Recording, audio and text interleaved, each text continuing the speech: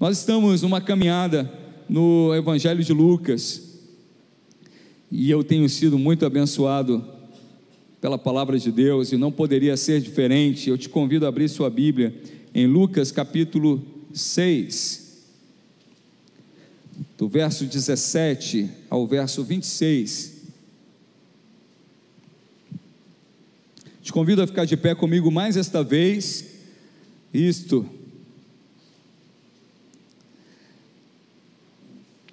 Jesus está pregando,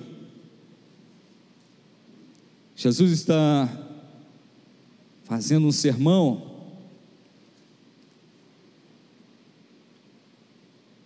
e Ele nos fala sobre as bênçãos e sobre os ais.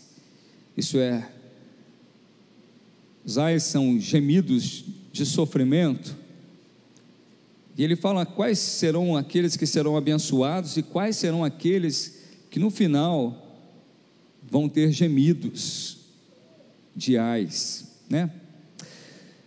Diz assim a palavra do Senhor: Jesus desceu com eles e parou no lugar plano. Estavam ali muitos dos seus discípulos e uma imensa multidão procedente de toda a Judéia, de Jerusalém e do litoral de Tiro e de Sidom, que vieram para ouvi-lo e serem curados de suas doenças. Os que eram perturbados por espíritos imundos ficaram curados, e todos procuravam tocar nele, porque dele saía poder que curava todos. Olhando para os seus discípulos, ele disse: bem-aventurados vocês os pobres, pois a vocês pertence o reino de Deus. Bem-aventurados vocês que agora têm fome, pois serão satisfeitos. Bem-aventurados vocês que agora choram, pois haverão de rir. Bem-aventurados serão vocês quando os odiarem, expulsarem, insultarem e eliminarem o nome de vocês como sendo mau por causa do Filho do Homem. Regozijem-se nesse dia e saltem de alegria, porque grande é a sua recompensa no céu, pois assim os antepassados deles trataram os profetas. Mas ai de vocês, os ricos, pois já receberam sua consolação. Ai de vocês que agora têm fartura, porque passaram fome. Ai de vocês que agora riem, pois haverão de se lamentar e chorar. Ai de vocês quando todos falarem bem de vocês, pois assim os antepassados deles trataram os falsos profetas. Vamos orar. Deus querido, bendito seja o teu nome santo, por essa manhã, Senhor, por podermos estar aqui em tua casa e em tua presença. Agora clamamos a ti, abençoa a exposição da tua palavra, fala aos nossos corações, toque em nossa vida, abre os nossos olhos, dirige os nossos passos, Senhor, ajusta a nossa rota segundo a tua vontade, porque sabemos que a tua vontade ela é boa, perfeita e agradável. Fica conosco, Senhor, e ministra aos nossos corações através da tua palavra, em nome de Jesus, amém, amém. Podem sentar-se. Talvez os irmãos estejam lembrados, algumas semanas atrás, nós falamos sobre a alegria da nova vida trazida por Jesus, e quando os fariseus e os escribas começaram a criticar Jesus e seus discípulos, porque eles estavam comendo, porque eles não jejuavam como eles, porque eles comiam com pecadores, Jesus disse: olha, vocês não podem jejuar, isto é, se entristecer, se abater, enquanto o noivo está presente. Jesus estava dizendo naquele momento que ele veio trazer vida, e vida em abundância, e vida em alegria, e que a vida com ele era como uma vida em festa. A vida com Cristo não é uma vida tacanha, não é uma vida cansativa, não é uma vida pesada. A vida que Jesus dá é a vida verdadeira, a vida que vale a pena ser vivida, cheia de alegria, de paz, de gozo, mesmo passando por aflições. Ele diz para mim e para você: tenha um bom ânimo, porque eu venci o mundo. Então a vida com o Senhor ela é comparada pelo próprio Jesus, é uma festa de casamento, porque ele fala: olha, os convidados não podem jejuar enquanto estão com os noivos. O Senhor está comparando a vida dele com os seus discípulos, com a igreja, com uma festa de casamento. E olha que festa de casamento naquela época era uma festa realmente para ser lembrada, Hoje, toda essa influência contrária à família, ao casamento, está tornando os casamentos cada vez mais sem graça. Isto é, as pessoas não se reúnem mais com seus familiares, vão para o cartório, casam e acabou. Mas a palavra do Senhor fala que a união de um homem e de uma mulher é algo que glorifica a Deus, e aqueles que creem no Senhor devem festejar isso, que é o surgimento de uma nova família. Uma família fortalece a igreja, uma família se torna uma bênção para os seus vizinhos, para a sociedade. Então a família é plano de Deus. Louve a Deus pela sua família, amém? E celebre o seu casamento. Ah, pastor, eu já casei. Então se alegra no seu casamento, no dia do aniversário do casamento, principalmente os homens que esquecem. Sou eu. Nos primeiros anos, misericórdia, que sofrimento. Fatinha falou: lembra que dia é hoje? E eu, Jesus. Mas eu pedi para gravar na minha aliança a data. Aí eu, olha aqui, ó, viu? Voltando aqui para a palavra, irmãos. Então Jesus compara, né, a vida com ele como uma festa de casamento. E às vezes a gente olha para um cristão e vê uma pessoa tão triste, às vezes também, né, sisuda, sobrecarregada. Jesus veio trazer alívio, descanso, renovo. A gente pode passar por dificuldades, mas não é o nosso lugar dentro da dificuldade. O Senhor, Ele vai te livrar dessas dificuldades, Ele está ao teu lado. E mesmo no meio da dificuldade, no meio da tempestade, a presença do Senhor, ela é real na vida daqueles que o buscam, amém? Então a salvação pela graça, ela corresponde a essas vestes de festa. A justiça de Cristo foi imputada a mim e a você, está sobre nós. Hoje em dia, irmãos, nós temos uma grande dificuldade: ou a igreja vive a cruz, ou a igreja vive a glória. Você já percebeu isso? Ou não se fala em pecado, não se fala em inferno, não se fala em cruz, é só glória, é só vitória, é só você é cabeça, você não é cauda, e Deus vai te abençoar. Ou então é só sofrimento. Olha, a vida com Jesus, a palavra de Deus, ela nos traz uma vida abundante, com cruz e glória. Aquele que quiser vir após mim, disse Jesus, negue-se a si mesmo, tome sua cruz e siga-me. Mas se seguir a Jesus é maravilhoso, é glorioso, mas também tem sofrimentos. E hoje eu quero falar sobre a felicidade do reino de Deus. A felicidade do reino de Deus. As bem-aventuranças, elas expressam a grande felicidade que o reino de Deus traz para os seus cidadãos, para os súditos desse reino, para todo aquele que crê em Jesus como seu Senhor e Salvador. Eu quero, pesquisando, preparando essa palavra, eu não sabia, e eu quero compartilhar com você esse detalhe. Você sabia o que quer dizer beato? Beato quer dizer bem-aventurado. E eu chamava o pessoal da igreja católica, são os beatos, né? Beato quer dizer bem-aventurado, hein, irmãos?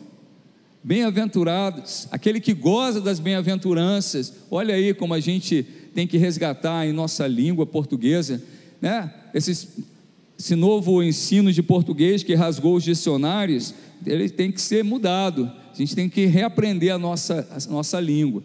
Então, beato, fora na tradição católica, é aquele que é beatificado, né? Mas teologicamente, beato quer dizer aquele que goza das bem-aventuranças. Então as bem-aventuranças querem dizer aqueles que são muito felizes. Os bem-aventurados são aqueles que são felizes de verdade. E o que essas bem-aventuranças aqui do capítulo 6 de Lucas nos revela? O que Jesus está falando? Ele está, na verdade, revelando o vazio do mundo. O vazio do mundo, o viver apenas em busca de prazeres momentâneos, de riqueza. Ele está revelando o vazio do mundo, pois as bem-aventuranças, elas são exatamente contrárias àquilo que o mundo exalta: a riqueza, a fartura, né? Aquilo que o mundo exalta, aquilo que o mundo admira. E Jesus diz: olha, bem-aventurados são aqueles, felizes são aqueles que rejeitam aquilo que o mundo ama. Bem-aventurados são aqueles que amam aquilo que o mundo rejeita, que ama a Deus, que busca o Senhor. Jesus chama então de felizes aqueles que o mundo considera como desgraçados. Eu não quero ser pobre, não. Ninguém quer ser pobre, né, irmãos? E você vai perceber que Jesus não está falando de pobreza financeira, que Jesus não está falando de fome, quando o seu estômago ronca. Jesus está falando daqueles que sentem necessidade de Deus, que sentem fome de Deus. Então Jesus chama de felizes aqueles que são considerados, o final da linha da sociedade. Então, quando Jesus fala assim, ele põe um ponto final nos valores do mundo. O mundo valoriza as pessoas por aquilo que elas têm, por aquilo que ela possui. Isso não depende de classe social. Certa vez, entrando num banco, eu estava passando por um processo de demissão, mas para readmissão numa empresa irmã. Então não era uma demissão, mas eu fui lá pegar meu FGTS, né? Estava liberado e tal, fui lá pegar o FGTS, como era direito de todo mundo, ou a rescisão, acho que não era o FGTS, era a rescisão. E eu estava todo bem vestido, né? Botei minha melhor roupa, sei lá por quê, mas botei uma roupa bonita e fui para o banco. E a Núbia era uma colega de trabalho que era muito simples, e ela estava vestida com muita simplicidade. Eu estava com o notebook na pasta, passei pela porta do banco, e a porta não travou, mas a Núbia tinha um guarda-chuva na bolsa, e a porta travou. Isso não era a porta, era o guarda. O guarda olhou para mim e falou: não, esse daí é boa gente, pode passar. A Núbia travou, fez a Núbia abrir a bolsa e tal. Aquilo me revoltou, e eu falei: rapaz, só porque você está vestido de todinho, você pensa que é do FBI? Deixa ela passar e tal. Me aborreci ali, porque as pessoas, elas olham para você e de acordo com as suas roupas, com as suas vestes, elas medem o seu valor. E o Senhor está dizendo: olha, tudo isso é nada diante de mim. Jesus, ele põe um ponto final nos valores do mundo, e ele está falando para a igreja: os meus valores não são os valores deste mundo. O meu reino traz uma alegria que não depende das conquistas que este mundo te põe, ou põe diante de você. Jesus então trata nesse sermão sobre a grande felicidade que é viver com Ele, no reino do Senhor, e desfrutando da alegria da presença do Rei, e livre do cativeiro que esse mundo tenta nos impor. Quais são essas pessoas felizes? Quem são essas, pastor? Diz aqui a palavra: os pobres, os famintos, os que choram, os que são perseguidos.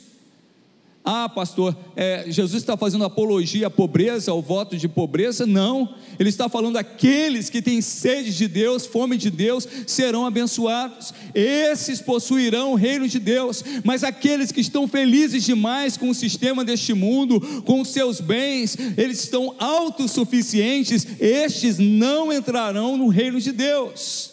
Aqueles que estão fartos, aqueles do riso debochado, do riso superficial, que se riem, vão chorar. Mas aqueles que choram pelos seus pecados, pelos seus erros, esses terão alegria. A pobreza aqui mencionada não é aquela financeira, a pobreza aqui mencionada é aquela que vem acompanhada da graça divina. A fome é aquela que resulta da fiel aproximação a Jesus. Eu tenho fome de Deus, eu quero mais, eu sei alguma coisa da palavra de Deus, mas eu preciso de mais do Senhor. Eu sei que eu já orei pela manhã, mas eu estou com saudade de Deus, já é meio-dia, eu vou dobrar meus joelhos novamente, porque eu preciso do meu Senhor, eu preciso falar com Ele. Jesus está falando aqui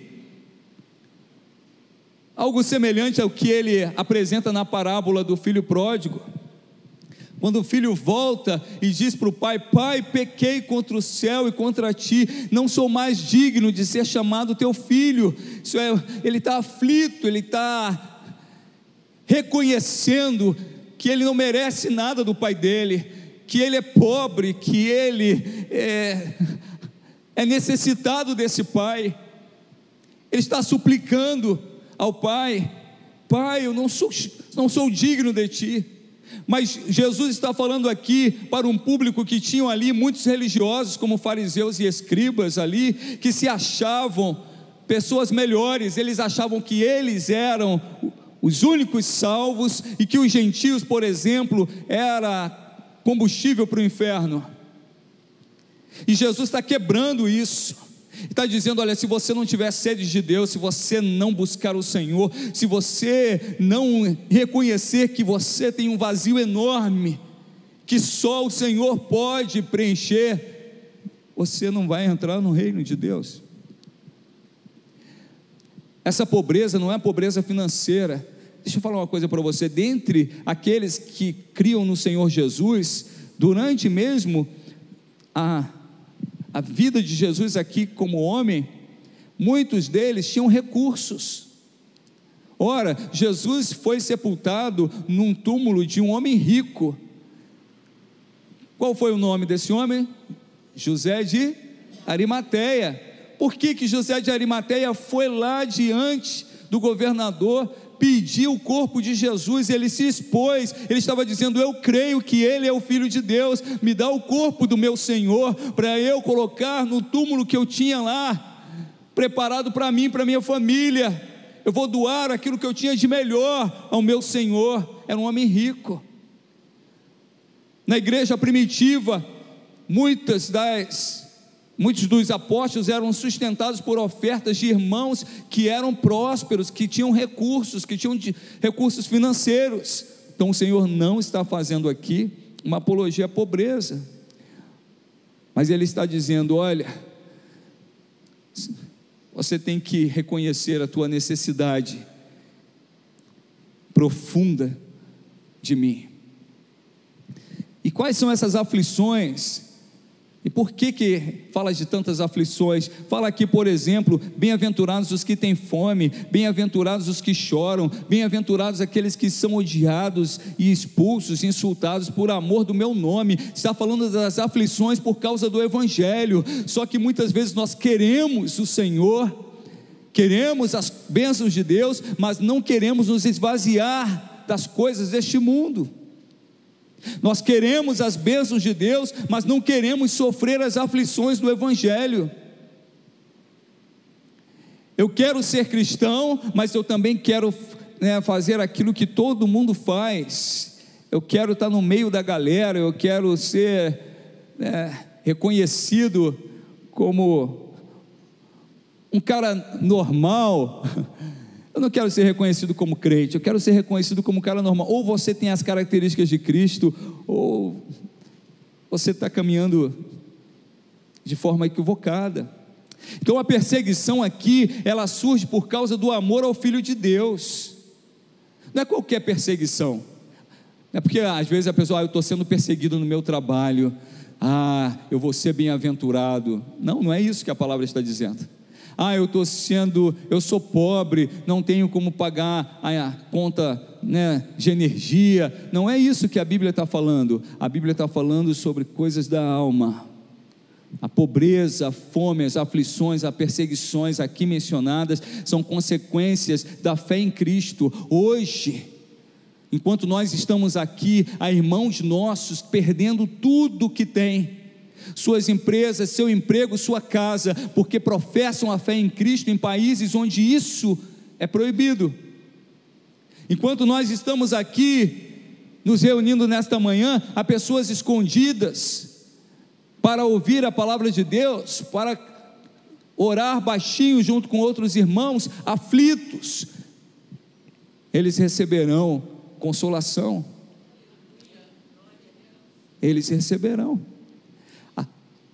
Certa vez eu vi irmãos em Cristo, ao ver um vídeo de cristãos na Nigéria sendo queimados vivos, a mãe e o filho, bateram a paulada, mas eles ainda vivos, atearam fogo no corpo deles, vivos. E um irmão em Cristo colocou: que Deus é esse que permite que seus filhos sejam queimados vivos? Por isso que eu detesto o Facebook, porque tinha hora que aquilo me fazia muito mal. Podem ter o Facebook, irmão, estou falando de mim. Mas a palavra do Senhor diz assim: olha, aqueles que sofrem por amor de mim, eles é que são felizes, porque eles vão entregar sua vida aqui, mas vão viver eternamente no gozo da minha presença. No gozo da minha presença. Eu quero olhar com mais detalhes essas bem-aventuranças. Bem-aventurados os pobres, verso 20: bem-aventurados vocês os pobres, pois a vocês pertence o reino de Deus. Essa bem-aventurança é a contraposição à justiça farisaica, que achavam: não precisamos mais de nada, nós não temos falta de nada, nós nos bastamos, nós somos suficientes. Os pobres aqui são aqueles que nada apresentam diante de Deus, que chegam diante de Deus e dizem: Senhor, sem ti eu nada sou. Aqueles que se consideram miseráveis, carentes do auxílio de Deus, aqueles que sabem que sem Jesus não são nada, não fazem nada, não podem nada, mas que tudo precisam do Senhor.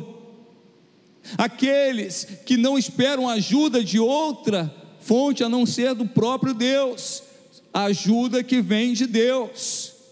Mas aqueles que confiam nas instituições dessa terra, aqueles que confiam no poder, no seu poder aquisitivo, aqueles que confiam nas suas aplicações financeiras, aqueles que confiam, no mercado financeiro, esses não serão bem-aventurados, porque a tua confiança está no lugar errado.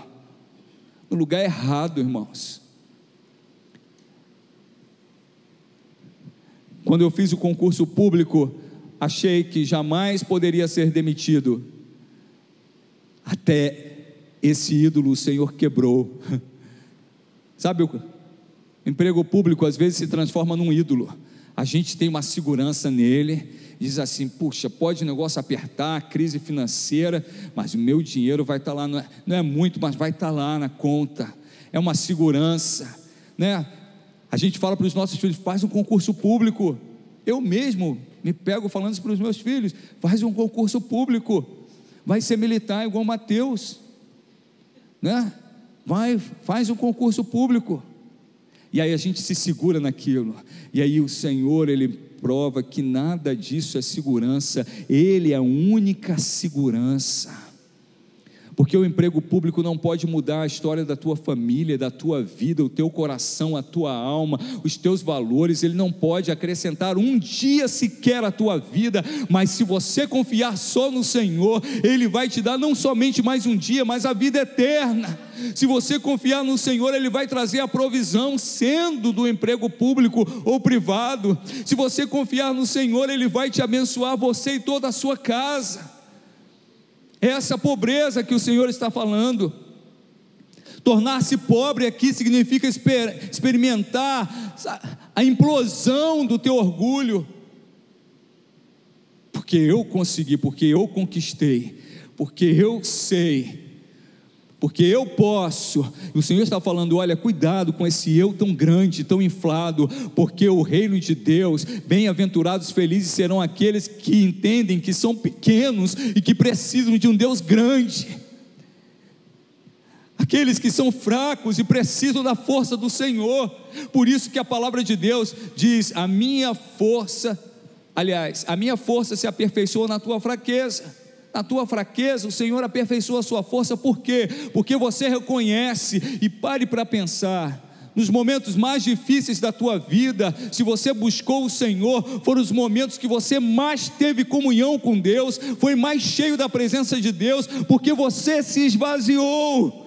O que Jesus está falando aqui para os fariseus é o seguinte: vocês que acham que são autossuficientes, vocês não receberão a mim como Senhor, nem a salvação, nem o galardão dos céus. Mas esses que estão aqui ao meu redor, buscando, parando para me ouvir, clamando, suplicando pelo meu socorro, esses serão felizes. Então o Senhor aqui, Ele desmancha o nosso eu e o nosso orgulho inflado. Ele nos conduz lá da altura da nossa arrogância, da altura das nossas mentiras, da nossa própria condição. Eu sou rico, eu sou abastado, eu vou conseguir na minha força, na minha habilidade, eu sou o cara. E é isso que esse mundo valoriza. O mundo valoriza pessoas arrogantes, o mundo valoriza pessoas prepotentes, o mundo valoriza pessoas que não pensam no outro. Ora, você já ouviu, o mundo é dos mais espertos, mas a palavra de Deus diz: o reino de Deus é daqueles que têm fome e sede de Deus. Então Ele nos leva lá da altura da nossa arrogância até para o vale da nossa verdadeira pobreza. Sem o Senhor não somos nada, sem Deus nada podemos fazer. Pastor, e esses homens que não creem no Senhor e têm seus recursos e têm seus títulos? É isso mesmo que o Senhor Jesus está falando, queridos. Está falando desses homens que estão cheios de si mesmo e cheios dos seus títulos, eles perecerão, porque eles estão confiando naquilo que é passageiro, temporário, estão colocando isso no lugar de Deus, no lugar do Salvador. Mas aquele que, mesmo tendo recursos ou não tendo recursos, entende que precisa da graça, do perdão, da misericórdia, do amor de Deus, esses serão felizes.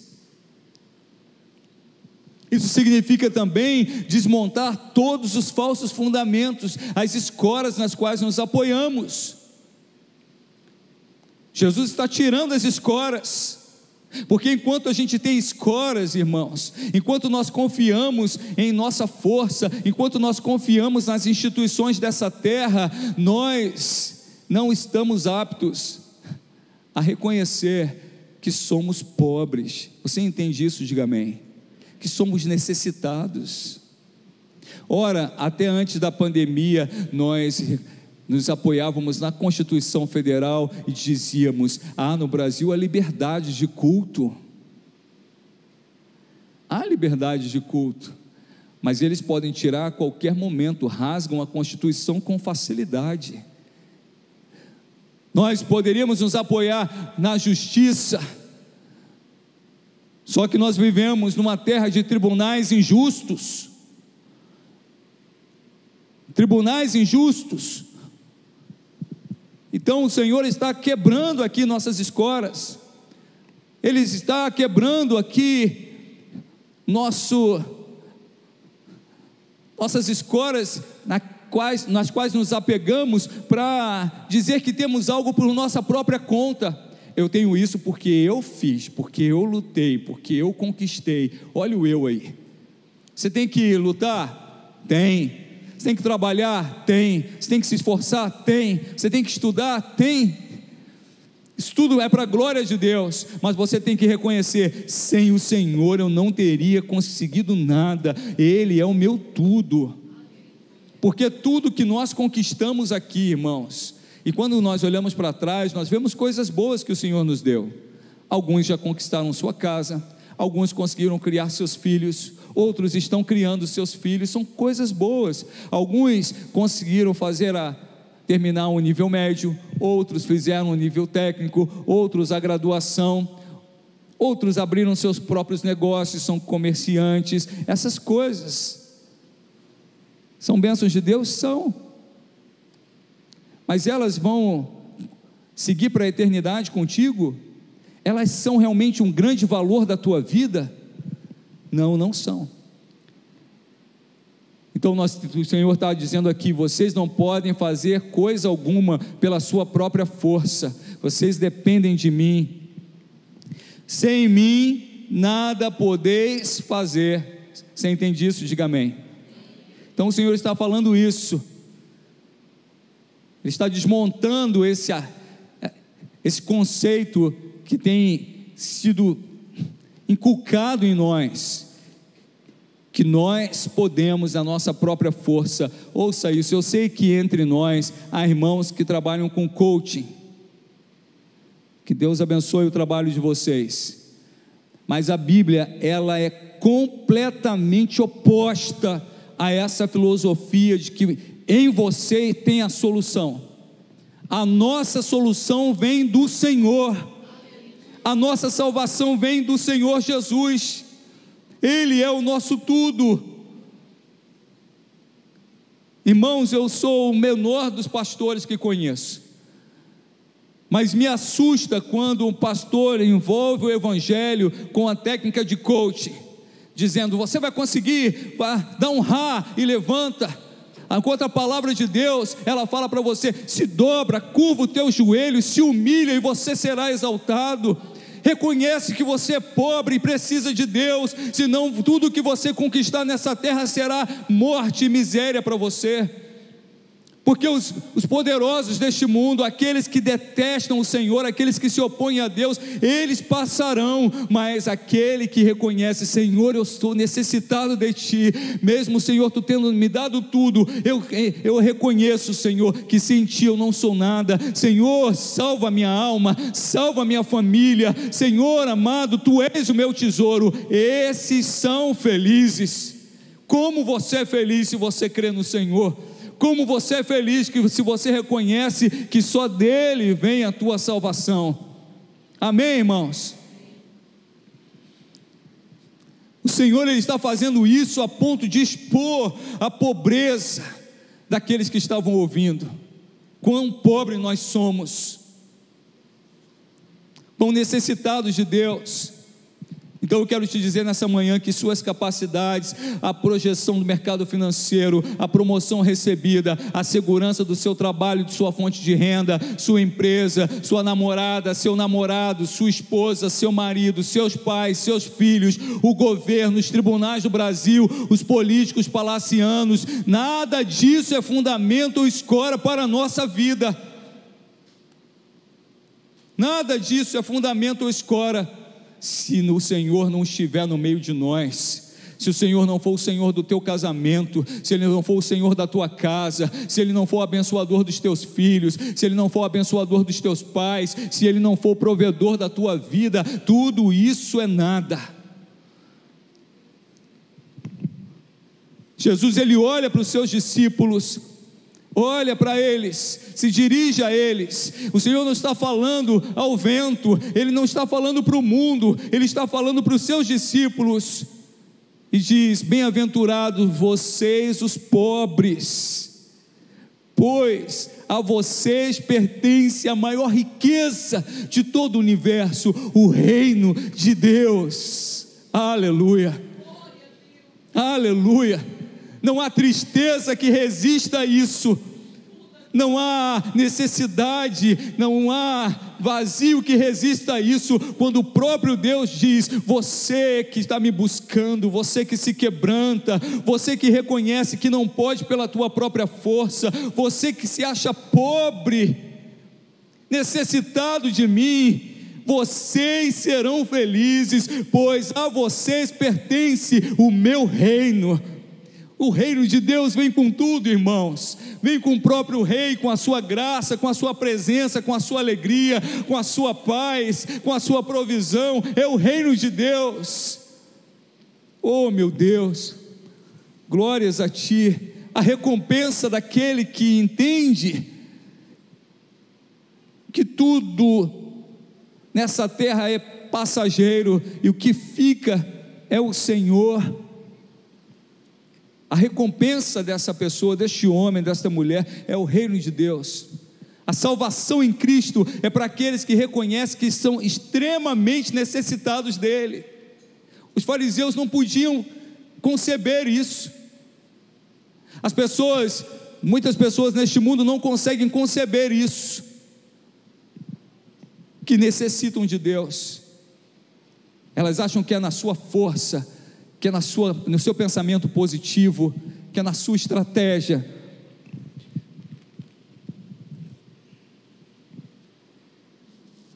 Que é na sua capacidade. E o Senhor Jesus olha para eles e diz para eles: olha,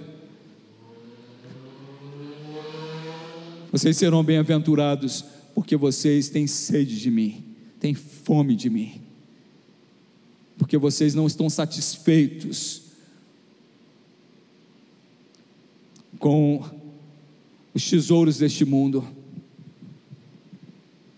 A salvação é para aquele que diz: Senhor, se o Senhor não estiver comigo, eu não vou dar nenhum passo.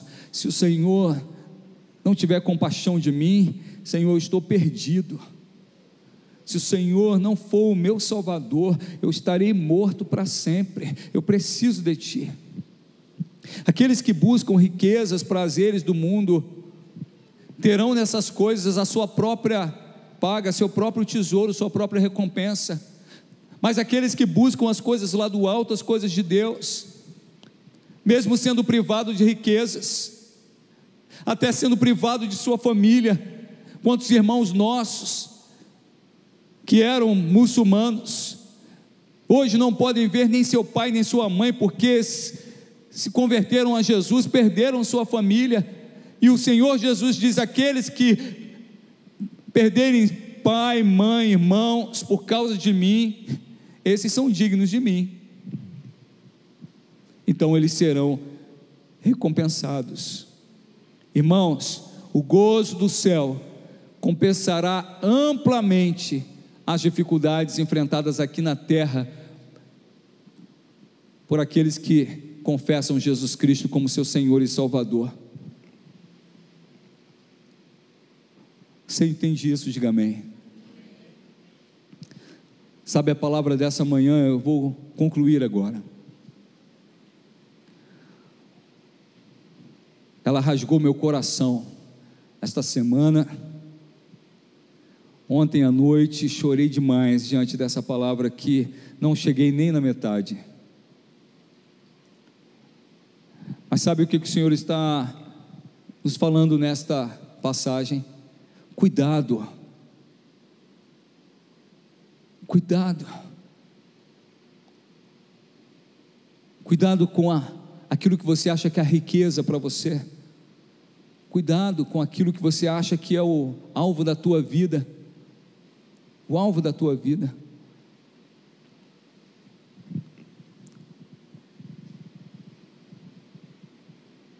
Temos que avaliar nosso coração e, à luz da palavra de Deus, verificarmos se nós amamos o Senhor acima de todas as coisas, ou se nós amamos o nosso estilo de vida. Se nós estamos olha o que é mais importante nessa palavra, preste atenção. Se você, entre abrir mão de algo e fazer a vontade de Deus, você não abre mão e você diz: não preciso abrir mão dessa minha escora, não preciso abrir mão de confiar nisso, não preciso abrir mão desse meu valor. Os fariseus pensavam exatamente assim. Eu posso ser chamado filho de Deus e ao mesmo tempo ser cheio de mim mesmo, confiar naquilo que não vem do Senhor, amar aquilo que Deus detesta. Não dá, irmãos, não dá.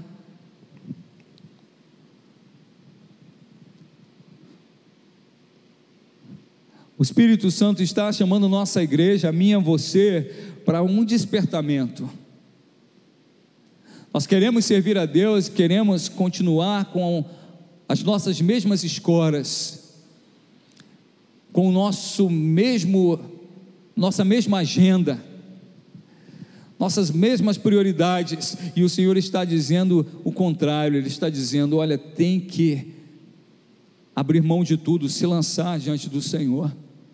Você tem que amar a Deus acima de todas as coisas. Você tem que abrir o teu coração e reconhecer: Senhor, sem ti eu nada sou, nada sou, nada sou.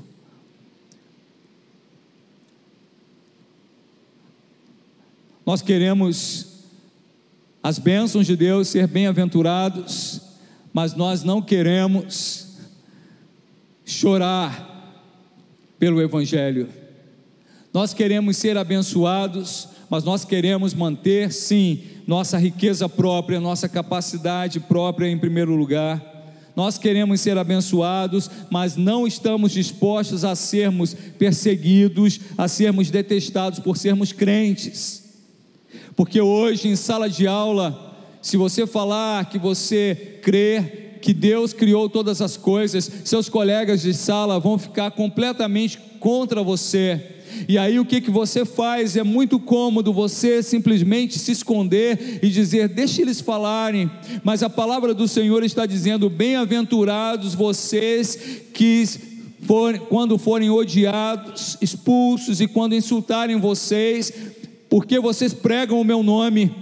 Nós temos deixado de pregar a verdade, a palavra de Deus, para que nós não soframos retaliação, e o Espírito Santo está nos chamando a atenção e dizendo: olha, vocês serão felizes quando vocês pregarem, quando vocês forem cristãos de verdade, e as pessoas olharem para vocês e rejeitarem vocês, vocês estão no caminho certo, porque fizeram isso com os profetas.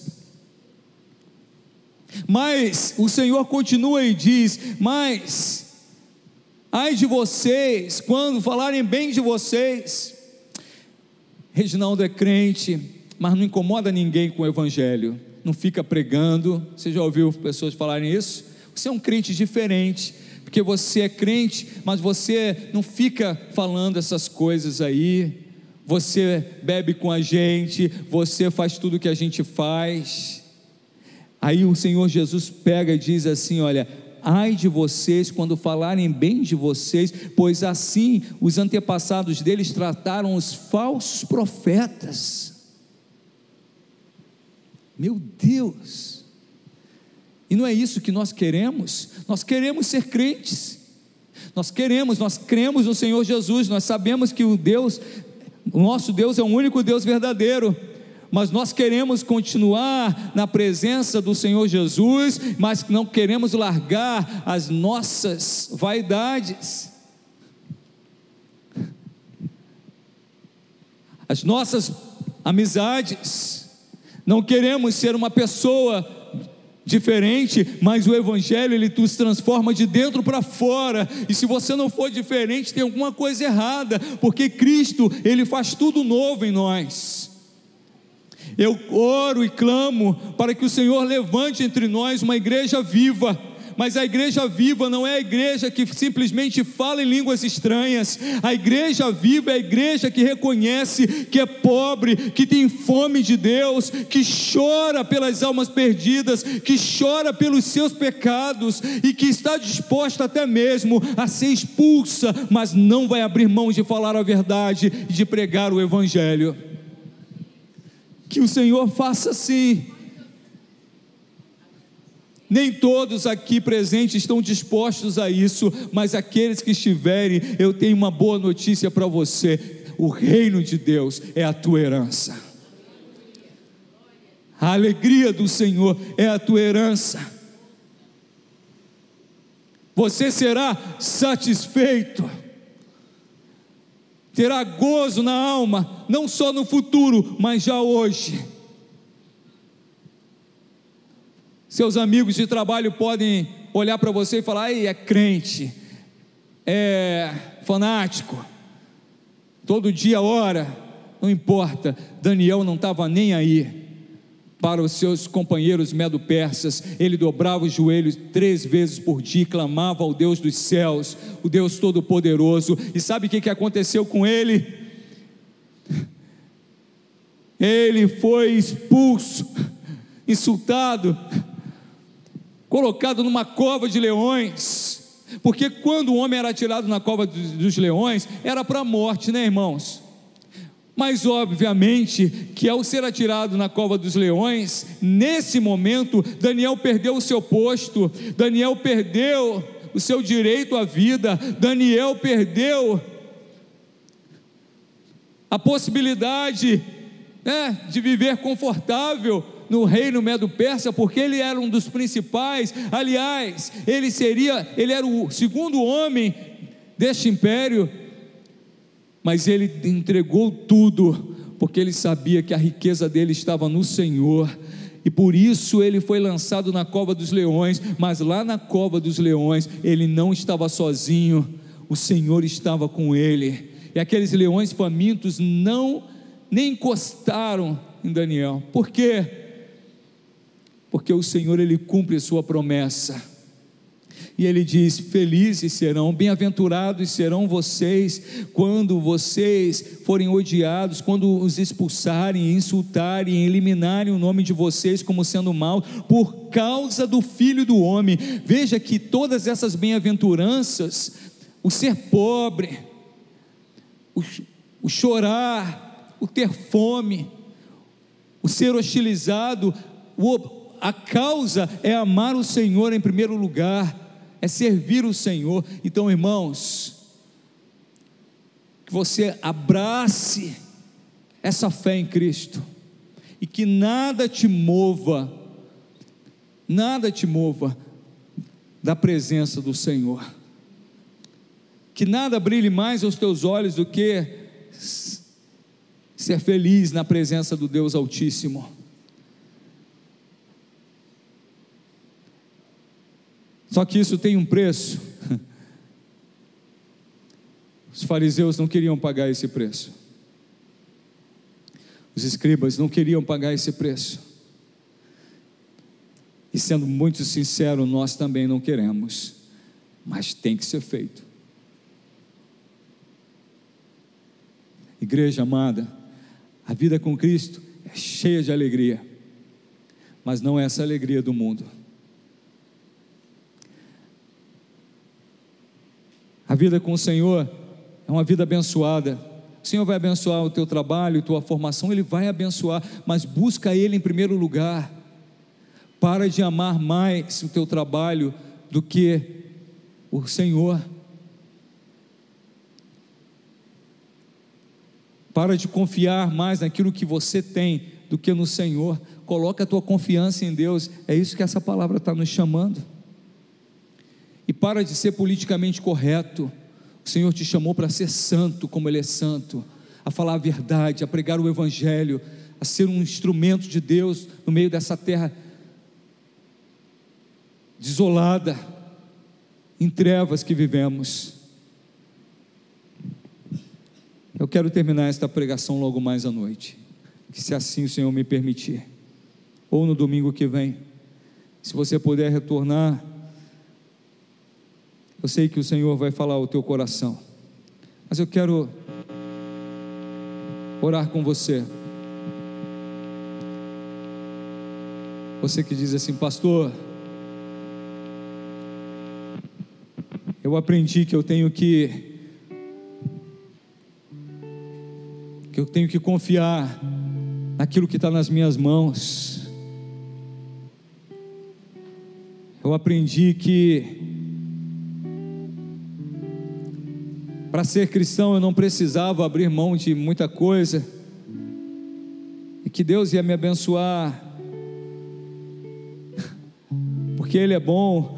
Eu quero te dizer: olha, Deus vai te abençoar porque você é bom, mas você tem que se esvaziar de você.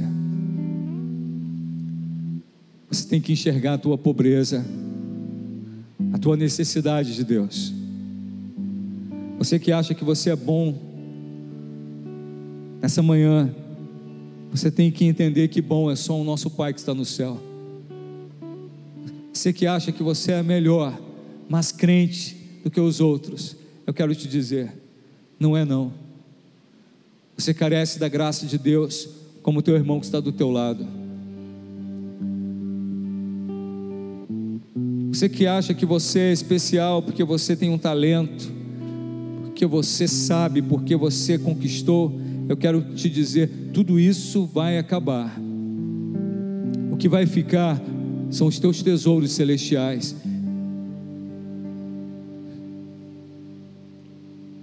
Então nessa hora eu te convido a, junto comigo, avaliar teu coração diante de Deus, toda a igreja. Avaliar de verdade, dizer: qual é a riqueza da minha vida? Qual é a riqueza da minha vida? O que me satisfaz na minha vida? Qual é a presença que realmente importa na minha vida? São os meus colegas? Ou é Jesus? São as pessoas que me cercam? Ou é Jesus? Você que reconhece, chora e diz: meu Deus, eu sou pecador, eu me arrependo dos meus pecados, eu detesto o meu pecado, mas Ele continua dentro de mim. Jesus disse: se você chorar pelos teus pecados, você será consolado, mas se você abraçar os teus pecados, você não entrará no reino de Deus. Então esta manhã é uma manhã de avaliação no nosso coração, e dizer: em primeiro lugar, qual é a riqueza da minha vida? Meu Deus, meu Deus, meu Deus, qual é a riqueza do nosso coração, Senhor? Qual é o grande tesouro da nossa vida? Meu Deus, qual é o motivo da nossa alegria, Senhor? Meu Deus,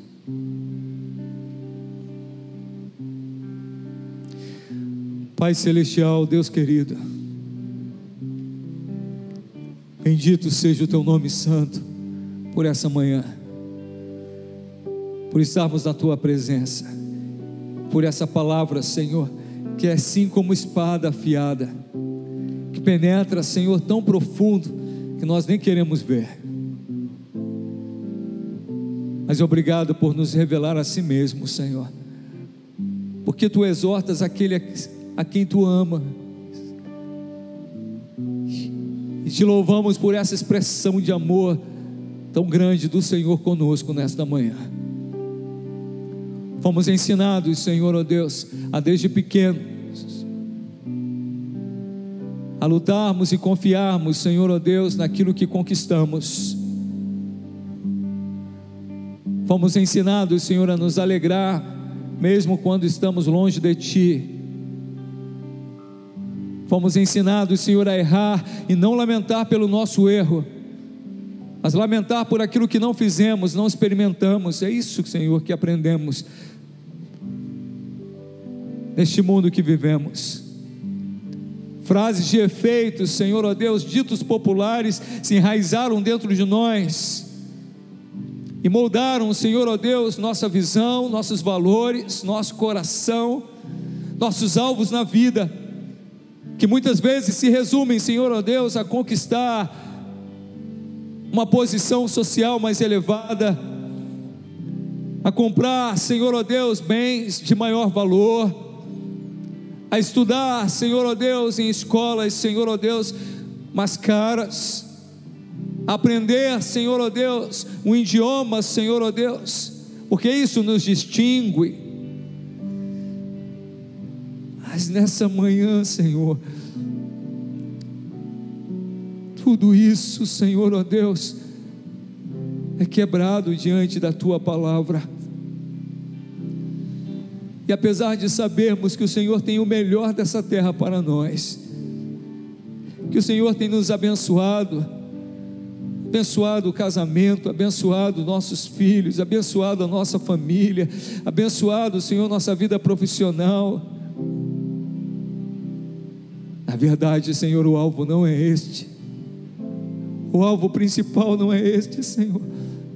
O alvo principal, Senhor, ó Deus, é que reconheçamos nesta manhã que sem Ti nada somos, nada podemos, que Tu és, Senhor, o arrimo da nossa sorte, que Tu és o nosso Salvador, ó Deus, e que mesmo que conquistássemos, Senhor, ó Deus, todos os tesouros dessa terra, Senhor, e os maiores postos de comando desta terra, sem o Senhor em nossa vida, nós seríamos nada, Senhor, ó Deus, estaríamos caminhando para as trevas e para o inferno. Mas, ó Deus, fomos ensinados desde pequenos, Senhor, a não olharmos e não enxergarmos isso, que somos necessitados de Ti. Mas nessa manhã, Senhor, mesmo, Senhor, ó Deus, caminhando, Senhor, no Evangelho há tantos anos, eu abro meu coração junto com os meus irmãos e reconheço diante do Senhor: Senhor, eu sou pobre e necessitado de Ti. Tu és o nosso tudo, Tu és o nosso Deus, ó Senhor, e tudo neste mundo sem o Senhor é nada.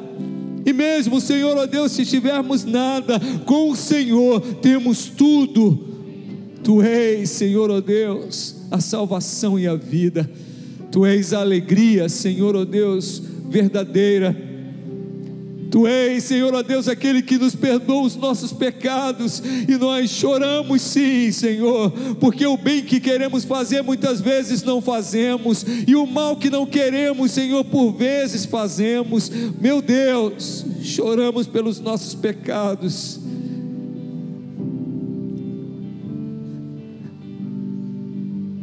Nesta manhã, Senhor, entregamos o nosso coração a Ti mais uma vez. E se tem, Senhor, ó Deus, maior riqueza em nosso coração do que o Senhor, nós queremos essa manhã abrir mão, Senhor, colocar de lado, meu Deus. Se há, ó Deus, maior tesouro do que o Senhor em nossa vida, nós queremos decidir nessa manhã colocar de lado, Senhor, formação, trabalho. E por mais que, Senhor, ó Deus, doa no nosso coração, até mesmo, Senhor, ó Deus, nossa família não pode estar à Tua frente. Não pode, Senhor. Não podemos amar, Senhor, ó Deus, alguém mais do que o Senhor.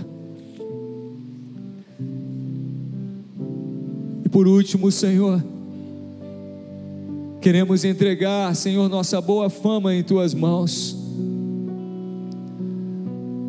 Nós queremos entregar, Senhor, ó Deus, nossa necessidade de aceitação em Tuas mãos, e mesmo, Senhor, se for necessário, Pai, não sermos aceitos por pregarmos o Evangelho, por vivermos o Evangelho, por sermos Teus discípulos nessa terra, Senhor, nessa manhã, nós assumimos este compromisso contigo. Senhor, eu quero assumir este compromisso contigo, ó Deus. Há alguns irmãos aqui que desejam assumir, talvez nem todos, Senhor, mas aqueles que desejam, Senhor, estes, Senhor, ó Deus, receberão, Senhor, o reino de Deus por herança.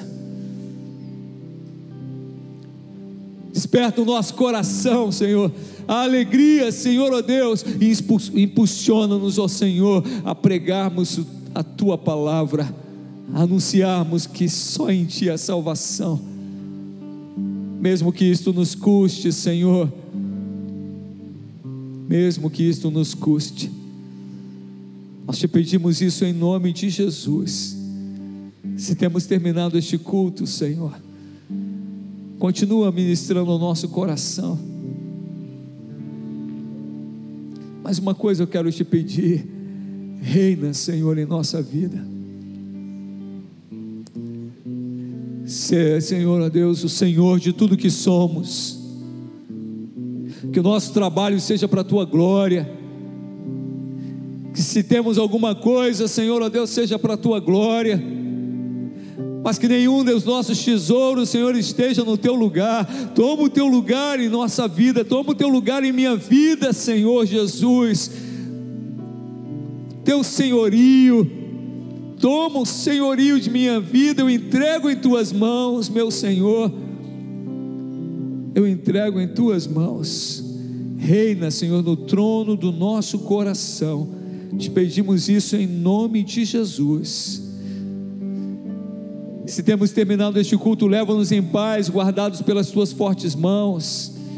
Continua ministrando, Senhor, ó Deus, esta palavra, Senhor, e que ela produza muito fruto, para a glória do Teu nome e a alegria do nosso coração, em nome de Jesus, amém, amém. Glória a Deus, fiquemos de pé, estenda as suas mãos para a bênção final. Que o Senhor te abençoe e te guarde, que o Senhor faça resplandecer o seu rosto sobre ti, que o Senhor Jesus Cristo resplandeça o seu rosto sobre a tua vida e te dê a paz, amém. Mais uma vez, ao Senhor a glória.